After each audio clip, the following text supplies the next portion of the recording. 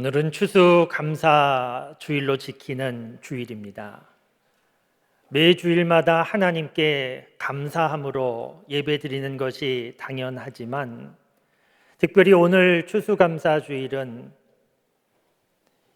1년 모든 예배 가운데 가장 큰 감사로 하나님께 예배드리는 날입니다. 하나님께 가장 큰 감사로 예배드리는 것은 저절로 되는 것이 아니어서 감사한 일을 찾기도 하고 그것을 열매처럼 나무에 달기도 하고 또 감사의 예물을 준비하여 하나님 앞에 헌금 드리며 예배드리고 있습니다. 저는 추수감사주일에 가장 큰 감사를 하나님께 올려드리기 위하여 역설적으로 추수라고 하는 말을 잇는 것이 좋겠다, 그런 생각을 갖고 있습니다. 왜냐하면 추수감사라고 하는 말에 문제가 있기 때문입니다. 물론 추수한 것에 대한 감사는 아무 문제가 없습니다. 당연합니다. 오늘도 하나님 앞에 농사지어서 얻은 농작물, 과일 하나님 앞에 봉헌하며 우리가 예배드리고 있는데, 이렇게 농작물을 하나님 앞에 봉헌하며 예배드리는 것은 농사짓고 수확한 것 가운데 하나님 앞에 감사할 이유가 많이 있기 때문입니다. 농부들이 농사를 짓습니다. 참 수고를 많이 합니다.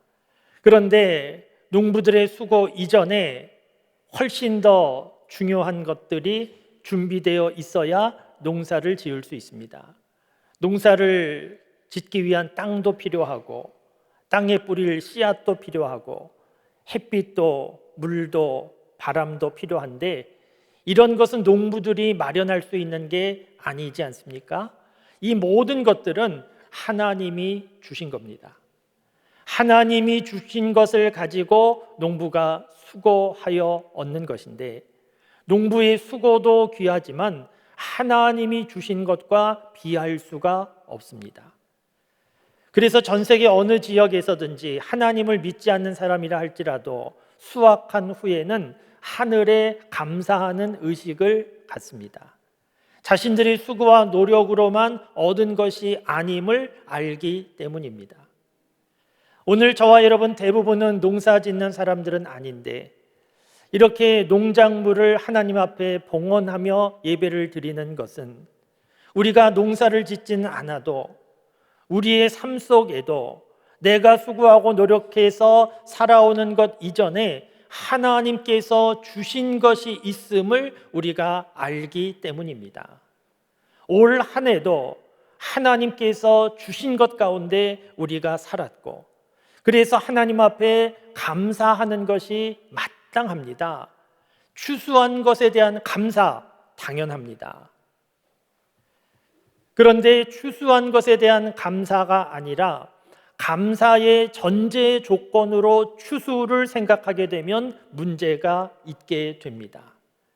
추수라는 말은 말 그대로 농사지은 것 가을에 수확하는 것인데, 무엇인가 얻게 된 것, 꼭 농작물이 아니라 할지라도 무엇인가 얻게 된 것이 추수하는 것이고, 그래서 추수감사라고 하면 한 해를 살아오는 동안에 얻은 것에 대하여서 하나님 앞에 감사하는 날이 추수감사 주일입니다. 그런데 우리가 살고 있는 세상은 얻기만 하는 것이 아니고 잃어버리기도 하는 것이고, 어쩌면 얻는 것보다 잃어버리는 것이 더 쉬운 세상이기에 올 한 해를 살아오면서도 무엇인가 얻은 것이 있는 분들도 있으시겠지만 얻지 못하고 잃어버린 것이 있는 분들도 있으실 겁니다. 어떤 분들은 물질을 잃어버렸고, 어떤 분들은 건강을 잃어버렸고, 어떤 분들은 기회를 잃어버렸고, 어떤 분들은 사랑하는 사람을 잃어버렸을 수 있습니다. 이런 분들은 한 해를 돌아볼 때 얻은 것은 없고 잃은 것밖에 없다, 그런 생각밖에 나지 않게 될 것이고, 그렇다고 하면 올 한 해 감사할 일도 별로 없다, 그렇게 될 수밖에 없습니다. 그렇기 때문에 하나님께서 받으실 만한 가장 큰 감사를 올려드리려고 하면 추수라고 하는 단어를 잊어버리는 것이 좋습니다.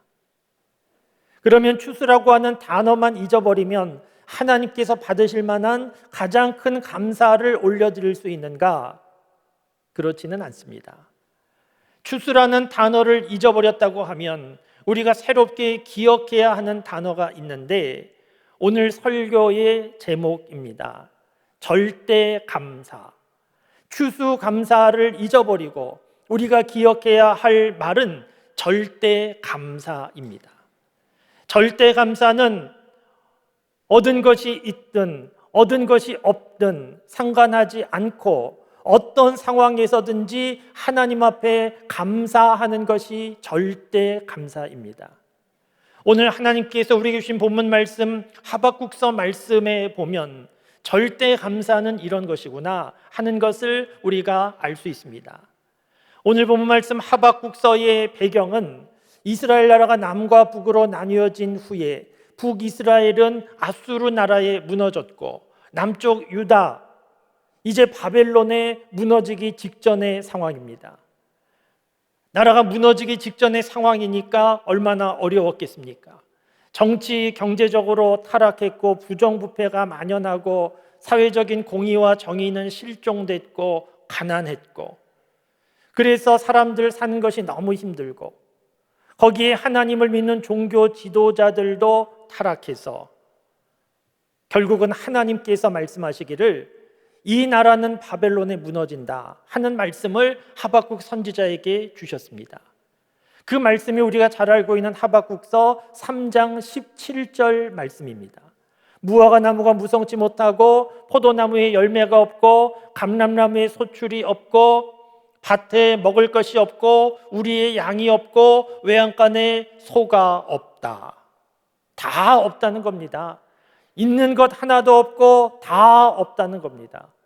마치 우리나라 6.25 전쟁 직후의 상황처럼 모든 것이 무너지고 황폐화되었고 먹을 것이 없고 사람들은 어떻게 살아가나 걱정이 가득한 그런 상황이 오늘 본문 말씀의 상황입니다. 그런데 참 놀라운 것은 오늘 17절 계속 이어지는 18절 말씀에 보면 나는 기뻐하리로다 이런 말씀이 있습니다.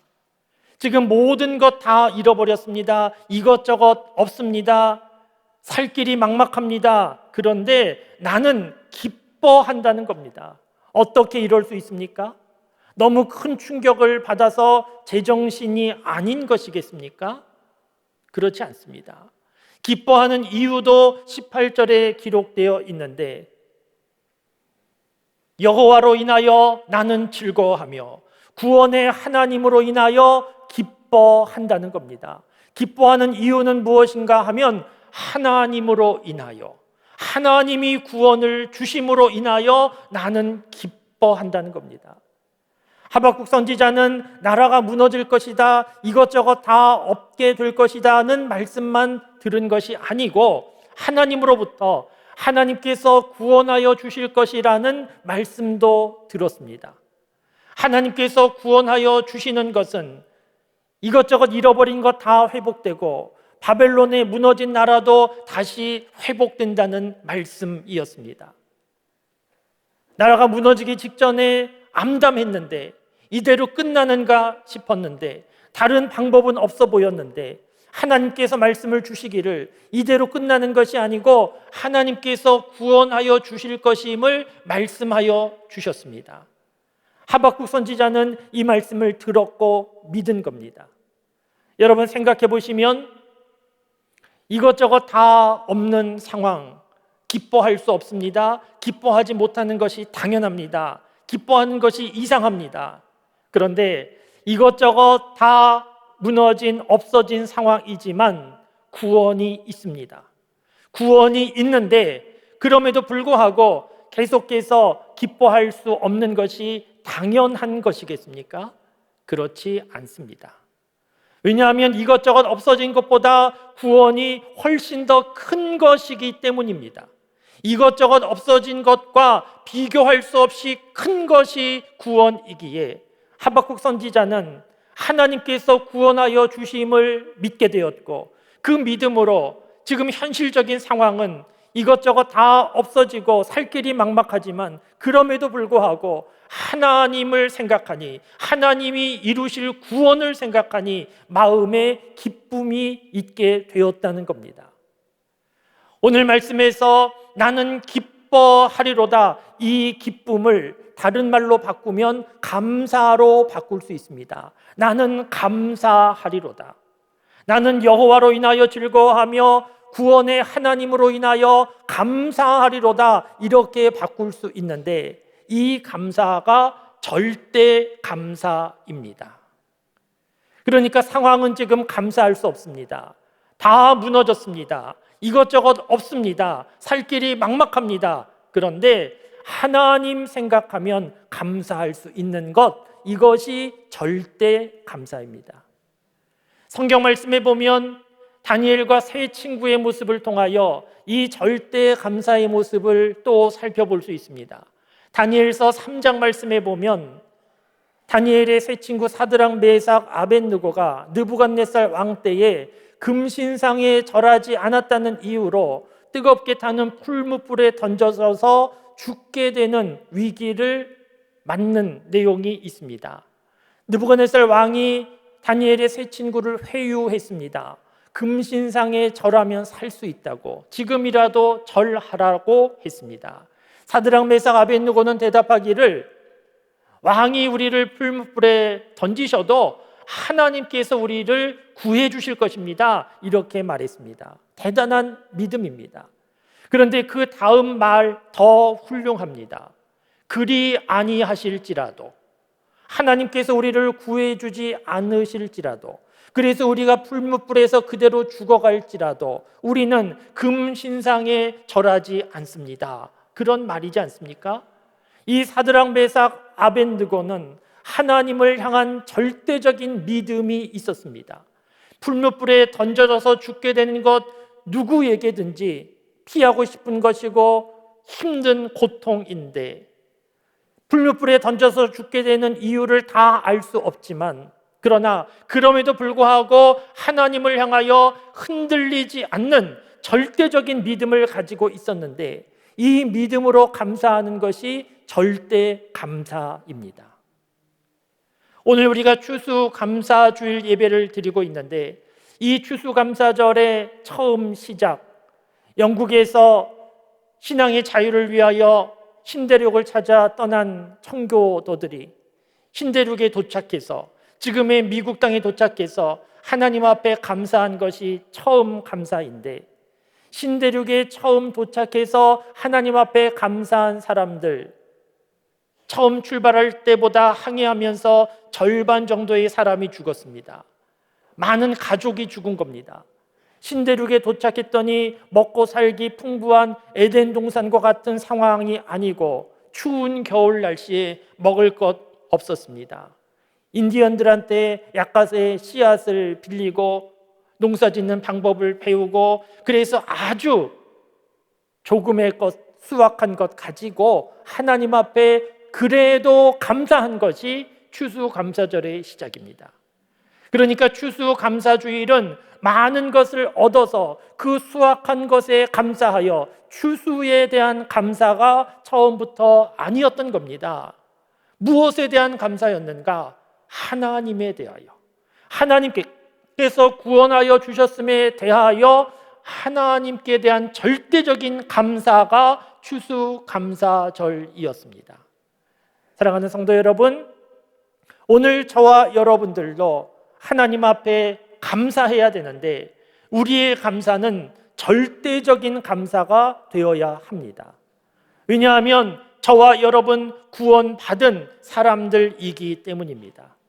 오늘 본문 말씀에서 하박국 선지자가 하나님께 기뻐할 때, 하나님의 구원을 기뻐할 때, 그 구원은 오늘 저와 여러분들이 생각하는 것처럼 죄와 죽음에서의 구원이 아니었습니다.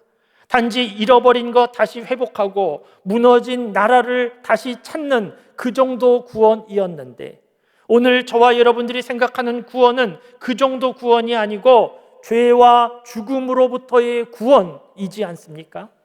죄와 죽음으로부터의 구원이 아무것도 아닌 것이 아니지 않습니까? 이 구원은 얼마나 놀라운 것입니까? 사람들은 죄와 죽음으로부터 구원받은 것 별일 아닌 것처럼, 당연한 것처럼 생각하지만 이 구원은 아무리 생각해도 놀랍고 또 놀랍고 감사한 일임에 분명합니다. 그저 종교적인 단어, 추상적인 단어가 아니고 우리의 삶 속에 실질적으로, 현실적으로 중요한 문제가 구원입니다. 여러분 생각해 보시면 산의 진미가 가득한 진수성찬 식탁을 차려놓고 식사를 한다 할지라도 그 식사가 사랑하는 사람과 헤어지는 마지막 식사라고 하면 그 식탁이 어찌 맛있는 식탁이 될 수 있겠습니까?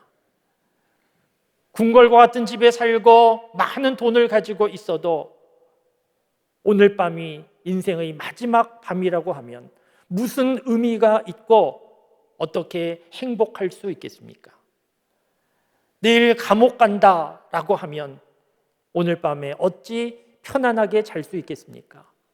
내일이 보장되지 않은 오늘은 의미가 없고 행복할 수 없습니다.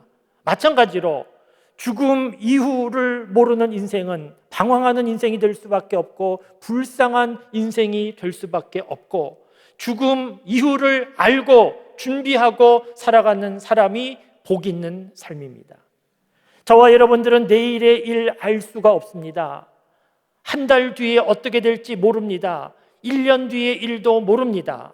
10년 뒤의 일도 알기 어렵습니다. 그러나 다 모르기만 하는 것이 아니고 100년 뒤의 일은 알 수 있습니다. 저에게 예언하는 능력은 없지만 제가 예언할 수 있습니다. 100년 뒤에 이 자리에 계신 분들 가운데 계속 계실 분들이 거의 없는 것 같습니다. 나중에 확인해 보셔도 좋습니다. 저와 여러분 인생은 과장해서 말씀드려서 100년이지 50년이 될 수도 있고 10년이 될 수도 있고 어쩌면 오늘이 우리 인생의 마지막이 될 수도 있습니다. 구원이 없다고 하면 우리의 인생은 얼마나 허무한 것입니까? 사랑하는 성도 여러분, 저와 여러분들이 하나님 앞에 감사해야 되는 이유는 이것저것 얻어서 감사하는 것이 아니고 하나님께서 우리에게 구원을 주셨기 때문입니다.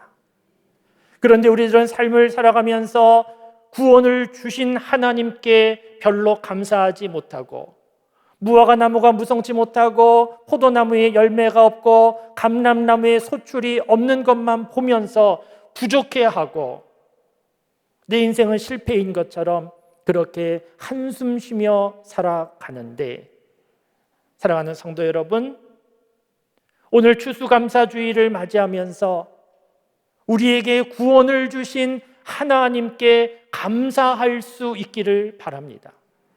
우리는 구원을 주신 하나님께 하나님 나를 구원하여 주셔서 감사합니다. 이런 감사를 제대로 하지 않은 채 살아가는 모습이 무척이나 많이 있습니다.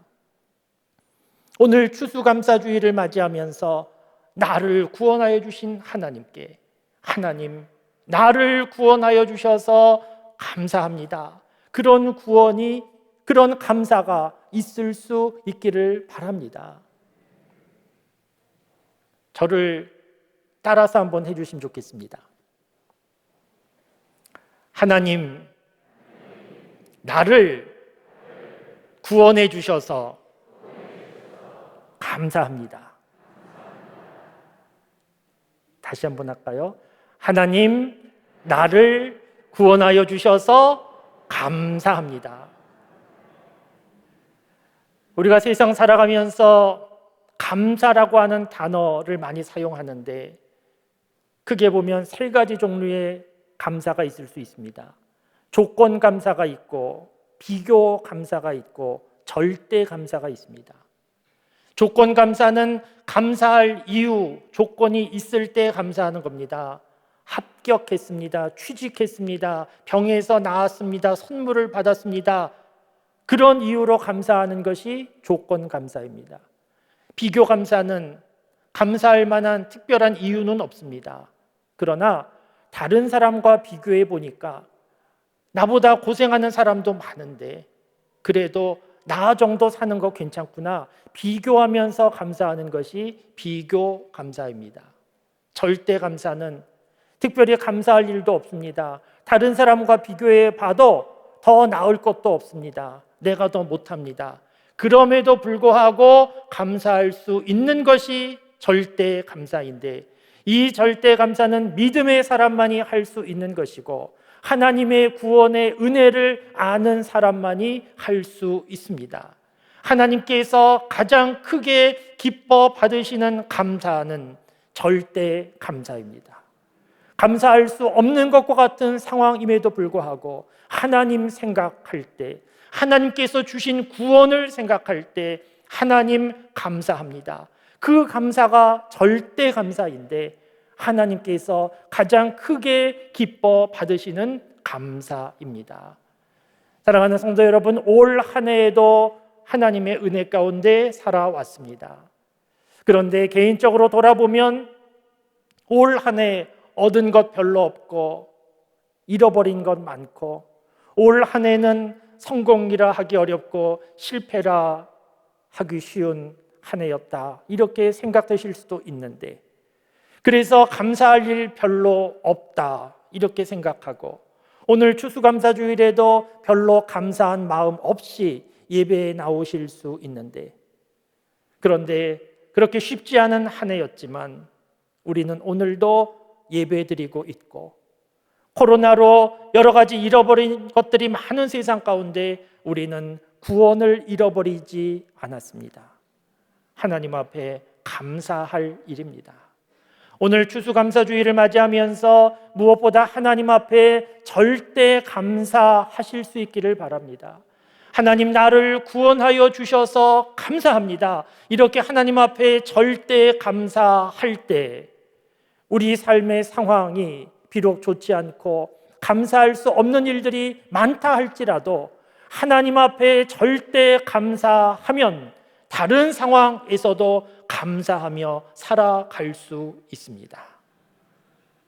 하나님 앞에 절대 감사함으로 삶의 여러 가지 상황 가운데 힘들고 어려운 상황 가운데 무너지지 않고 그 모든 상황을 이겨내고 감사할 수 없는 상황에서도 하나님 앞에 감사하며 그렇게 살아갈 수 있는 저와 여러분 우리 교회가 될 수 있기를 주님의 이름으로 축원합니다.